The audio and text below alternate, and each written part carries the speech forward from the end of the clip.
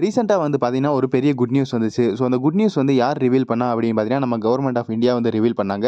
So, government of இந்தியால அதாவது அந்த எந்த டிபார்ட்மெண்ட் வந்து ரிவீல் பண்ணாங்க. நெறைய டிபார்ட்மெண்ட் இருக்கும். ஸோ, அந்த டிபார்ட்மெண்ட்ல வந்து பார்த்தீங்கன்னா வந்து ministry of defence. Defence department வந்து பார்த்தீங்கன்னா, அந்த நியூஸ வந்து ரிவீல் பண்ணியிருக்காங்க.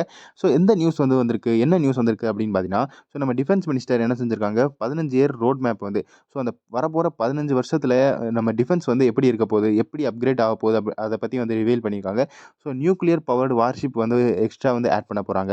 ஹைப்பர்சானிக் மிசைல் வந்து ஆட் பண்ண போறாங்க. ஸோ, அதுக்கடுத்து இன்னும் நெறைய வந்து ஆட் பண்ண போறாங்க. வேற என்ன அப்கிரேட் பண்ண போறாங்க அப்படின்னு பார்த்தீங்கன்னா, நியூக்ளியர், ஏஐலாம் வந்து ஆட் பண்ண போறாங்க நம்ம டிஃபென்ஸ்ல. ஸோ, நம்ம ஏர் ஃபோர்ஸு, அப்புறம் நேவி, ஆர்மி எல்லாத்துலயும் வந்து பார்த்தீங்கன்னா, ஏஐ ஆட் பண்ண போறாங்க. அப்புறம் ஸ்பேஸ் கேப்பபிலிட்டீஸ் வந்து பார்த்தீங்கன்னா வந்து இன்கிரீஸ் பண்ண போறாங்க. ஸோ, இவ்வளோ வந்து இப்போதைக்கு அப்கிரேட் பண்ண போறாங்க.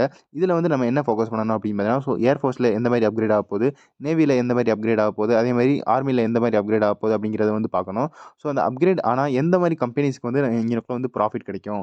ஸோ, எந்த கம்பெனியில வந்து நல்லா ஷேர் வந்து இன்கிரீஸ் ஆறதுக்கு சான்ஸ் இருக்கும். அத வந்து பார்க்க போறோம். ஸோ, ஃபர்ஸ்ட்டு எந்த கம்பெனி வந்து இன்கிரீஸ் ஆறதுக்கு முன்னாடி என்ன ஃபோக்கஸ் பண்ணணும் அப்படின்னு பார்த்தீங்கன்னா, நம்ம பட்ஜெட் வந்து ஃபோக்கஸ் பண்ணணும். ஸோ, பட்ஜெட்னா என்ன அப்படின்னு பார்த்தீங்கன்னா, நம்ம ஃபைனான்ஸ் மினிஸ்டர் வந்து என்ன செய்வாங்க, நம்ம பிப்ரவரி மாசம். ஸோ, பிப்ரவரி மாசம் வந்து பார்த்தீங்கன்னா வந்து, ஒரு வருஷத்துல வந்து எப்படி வந்து பட்ஜெட் ஆகப்போகுது, டிஃபென்ஸ்ல வந்து எவ்வளோ பட்ஜெட் குடுக்க போறாங்க, இதான் வந்து மெயினு. டிஃபென்ஸ்ல எவ்வளோ பட்ஜெட் வந்து ஒதுக்க போறாங்க அப்படிங்கிறது தான் மெயினு.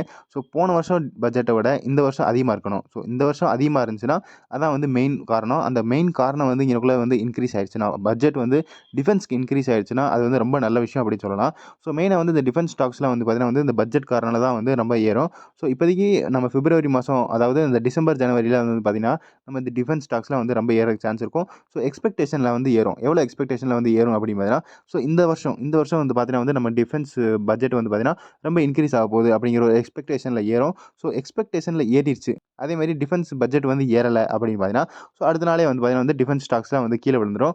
ஸோ, இந்த மாரி நடந்திருக்கு. ஸோ, டிஃபென்ஸ் பட்ஜெட் வந்து எப்பயுமே வந்து முக்கியமா இருக்கும். நம்ம டிஃபென்ஸ் ஸ்டாக்ஸ்ல அதேமாரி மத்த ரயில்வே ஸ்டாக்ஸ் இந்த மாரிலாம் வந்து பார்த்தீங்கன்னா, பட்ஜெட் தான் வந்து மெயினு.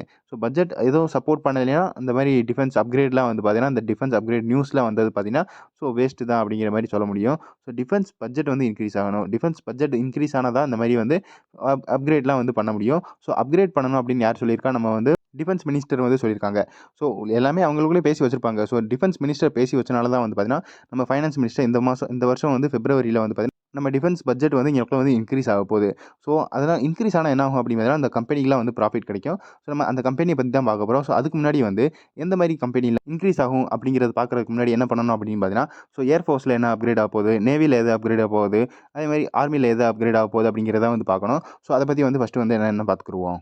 ஃபர்ஸ்ட்டு நம்ம ஆர்மி செக்மெண்ட்ல வந்து பார்த்தீங்கன்னா வந்து T-72 ஃப்ளீட் அப்படின்னு இருக்கும். ஸோ, T-72 ஃப்ளீட்னா battle tanks. So, battle tanks என்ன செய்ய போறாங்க அப்படின்னு பார்த்தீங்கன்னா, அத வந்து ரீப்ளேஸ் பண்ண போறாங்க. ஸோ, T-72 ரீப்ளேஸ் பண்ணி 1800 நெக்ஸ்ட் ஜெனரேஷன் மெயின் பேட்டில் டேங்க்ஸ வந்து இதுக்குள்ள வந்து ஆட் பண்ண போறாங்க. அதுக்கடுத்து வந்து பார்த்தீங்கன்னா வந்து 400 லைட் டேங்க்ஸ் வந்து ஆட் பண்ண போறாங்க. அதுக்கடுத்து வந்து பார்த்தீங்கன்னா, நம்ம 50,000 டேங்க் வந்து பார்த்தீங்கன்னா வந்து ஆன்டி டேங்க் கைடட் மிசைல் வந்து ஆட் பண்ண போறாங்க. அதுக்கடுத்து 700 plus robotic counter IED systems வந்து ஆட் பண்ண போறாங்க. அதுக்கடுத்து வந்து பார்த்தீங்கன்னா வந்து ஏஐ ஆட் பண்ண போறாங்க. ட்ரோன்ஸ் ஆட் பண்ண போறாங்க. லாய்ட்டரிங் முனிஷன்ஸ் வந்து ஆட் பண்ண போறாங்க. ஸோ, எலக்ட்ரானிக் வார்ஃபேர் வந்து பார்த்தீங்கன்னா வந்து பேட்டில் ஃபீல்ட்ல வந்து இருக்க போகுது. ஸோ, இதெல்லாம் வந்து பார்த்தீங்கன்னா வந்து ஆர்மில வந்து ஆட் பண்ண போறாங்க. இன்னும் நெறையா வந்து சொல்லியிருக்காங்க. பட் இதான் வந்து மெயினு. ஸோ, இத வச்சு தான் வந்து ஆர்மி ஸ்டாக்லாம் வந்து ஓரளவுக்கு வந்து இன்கிரீஸ் ஆறதுக்கு சான்ஸ் இருக்கு. அடுத்து நம்ம நேவி செக்மெண்ட்ல வந்து பார்த்தீங்கன்னா, நேவிலயும் நெறையா சொல்லியிருக்காங்க. மெயினா என்ன சொல்லியிருக்காங்க அப்படின்னு பாருங்க. 10 nuclear power surface competence. So, nucleus powered surface வந்து ஆட் பண்ண போறாங்க. அதேமாரி முக்கியமா ஸ்டார் போட்டிருக்கிறது என்ன பார்த்தீங்கன்னா, நியூ ஏர்கிராஃப்ட் கேரியர் வந்து வரப்போகுது. ஸோ, நியூ ஏர்கிராஃப்ட் கேரியர்லாம் வந்து பார்த்தீங்கன்னா வந்து ஒரு பெரிய வந்து ரோலு. ஸோ, இதெல்லாம் வந்து பார்த்தீங்கன்னா வந்து ரொம்ப முக்கியமா வந்து பார்த்து வச்சுக்கணும். அந்த மாரி கம்பெனி வந்து எது அப்படின்னு கண்டிப்பா வந்து பார்த்து வச்சுக்கணும். ஸோ, அடுத்து வந்து பார்த்தீங்கன்னா வந்து electro magnetic aircraft launch system வந்து பார்க்க போறோம். ஸோ, அதாவது நம்ம இந்த ஏர்கிராஃப்ட் கேரியர்ல வந்து பார்த்தீங்கன்னா வந்து நம்ம ஜெட்ல வந்து நிப்பாட்டி வச்சிருப்பாங்க. ஃபைட்டர் ஜெட்ல வந்து நிப்பாட்டி வச்சிருப்பாங்க. ஸோ, அத லான்ச் பண்றதுக்கு வந்து பார்த்தீங்கன்னா, அந்த லான்ச் பண்ற ஏரியா இருக்கும். அந்த ஏர்கிராஃப்ட் கேரியர்ல. ஸோ, அந்த லான்ச் பண்ற ஏரியா வந்து பார்த்தீங்கன்னா வந்து electro magnetic aircraft launch system வந்து போட போறாங்க. ஸோ, எலக்ட்ரோ மேக்னெட்டிக்ல வந்து போட போறாங்க அப்படின்னு சொல்லியிருக்காங்க. அதுக்கடுத்து வந்து பார்த்தீங்கன்னா, வேற 10 நெக்ஸ்ட் ஜெனரேஷன் ஃப்ரிகேட்ஸ் வந்து ஆட் பண்ண போறாங்க. 7 அட்வான்ஸ்டு கார்வெட்ஸு, 4 லேண்டிங் பிளாட்ஃபார்ம் டாக்ஸு, அப்புறம் வந்து பார்த்தீங்கன்னா வந்து 5 to 10 நெக்ஸ்ட் ஜெனரேஷன் டெஸ்ட்ராயர்ஸ் வந்து ஆட் பண்ண போறாங்க. 20 அட்டானமஸ் அண்டர் வாட்டர் வெஹிக்கிள்ஸ் வந்து ஆட் பண்ண போறாங்க. அதுக்கடுத்து 150 அட்வான்ஸ்ட் டார்பிடோஸ் வந்து ஆட் பண்ண போறாங்க. ஸோ இதெல்லாம் வந்து இந்த டார்பிடோஸ்லாம் வந்து பார்த்தீங்கன்னா, நம்ம மேக்ஸிமம் வந்து சப்மரீன்ஸ்ல யூஸ் ஆகுறதுக்கு நெறைய சான்ஸ் இருக்கும். அப்புறம் பார்த்தீங்கன்னா வந்து hypersonic anti ship missiles use பண்ண போறாங்க. ஸோ டார்கெட் வந்து பார்த்தீங்கன்னா, என்ன செய்ய போறாங்கன்னா, நேவி வந்து ஃபுல் ஃபியூச்சர் ரெடி வந்து எப்போ ஆகும் அப்படின்னு பார்த்தீங்கன்னா, 2047ல வந்து ரெடி ஆகும் அப்படின்னு சொல்லியிருக்காங்க. ஸோ இதுலயும் வந்து AI, robotics, space and cyber டாமினன்ஸ்லாம் இருக்க போகுது அப்படின்னு சொல்லியிருக்காங்க. அடுத்து ஏர்ஃபோர்ஸ்ல வந்து பார்த்தீங்கன்னா, ஏர்ஃபோர்ஸ்லயும் நெறைய வந்து அனௌன்ஸ் பண்ணியிருக்காங்க. So 150 stealth UCAVs bomber drones. Drones தான் இப்போதைக்கு பார்த்தீங்கன்னா வந்து ஏர்ஃபோர்ஸ்ல ரொம்ப முக்கியமானது இருக்கு. ஸோ ட்ரோன்ஸ் இல்லாம வந்து பார்த்தீங்கன்னா, இப்போதைக்கு ஏர்ஃபோர்ஸ் அவ்வளவா பார்த்தீங்கன்னா, ரொம்ப லோவா இருக்கு அப்படின்னு சொல்லியிருக்காங்க. அதுக்கடுத்து பார்த்தீங்கன்னா வந்து 75 ஹை ஆல்டிட்யூட் சூடோ சேட்டலைட்ஸ் வந்து ஆட் பண்ண போறாங்க. அதுக்கடுத்து பார்த்தீங்கன்னா வந்து induct 100 plus remotely piloted aircraft 350 multi mission drones. So drones தான் வந்து பார்த்தீங்கன்னா வந்து திருப்பி திருப்பி வர மாரி இருக்கும். அடுத்து ஹண்ட்ரட்ஸ் ஆஃப் ப்ரிசிஷன் கைடட் முனிஷன் அப்படின்னு சொல்லியிருக்காங்க. அடுத்து directed energy weapons, high power lasers சொல்லியிருக்காங்க. ஸோ லேசர்லாம் வந்து பார்த்தீங்கன்னா நம்ம ஃபைட்டர் ஜெட்ல யூஸ் பண்ணுற மாரி இருக்கும்.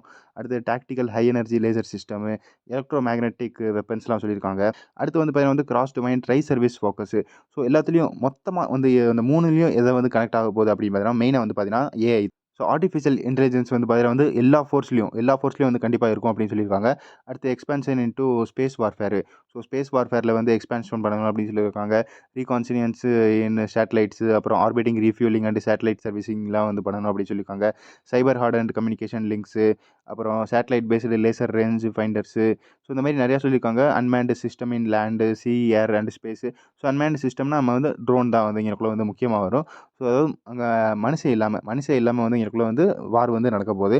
அடுத்து adaptation to future warfare technologies, hypersonic lasers, electronic வார்ஃபேர்லாம் வந்து நடக்க போகுது.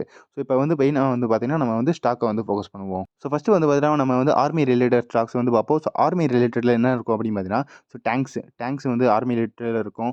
அடுத்து வந்து பார்த்தீங்கன்னா வந்து நம்ம இந்த ஆர்ட்டிலரி கன்ஸு. ஸோ ஆர்ட்டிலரி கன்ஸ்லாம் வந்து நம்ம வந்து ஆர்மி ரிலேட்டட்ல இருக்கும். அதில் என்னென்ன ஸ்டாக்ஸ் இருக்கும் அப்படின்னு பார்த்தீங்கன்னா, ஸோ மெயினா வந்து டேங்க் ரிலேட்டடு, அப்புறம் ஆர்ட்டிலரி கன்ஸ்லாம் வந்து பார்த்தீங்கன்னா, பாரத் ஃபோர்ஜ் இதை வந்து ஃபோக்கஸ் பண்ணி வச்சுக்கலாம். அடுத்து வந்து பார்த்தீங்கன்னா வந்து எல்&டி வந்து பார்த்தீங்கன்னா வந்து மெயினா வந்து இதோட கன்ஸ்ட்ரக்ஷன் கம்பெனில தான் இருக்கும். ஸோ இவங்களோட சப்சிடரி தான் வந்து பார்த்தீங்கன்னா, நம்ம வந்து டிஃபென்ஸ் செக்மெண்ட்ல இருக்கோம். ஸோ ஓரளவுக்கு இதை வந்து நீங்கள் எல்&டியும் வந்து ஓரளவுக்கு வந்து ஃபோக்கஸ் பண்ணி வச்சுக்கலாம்.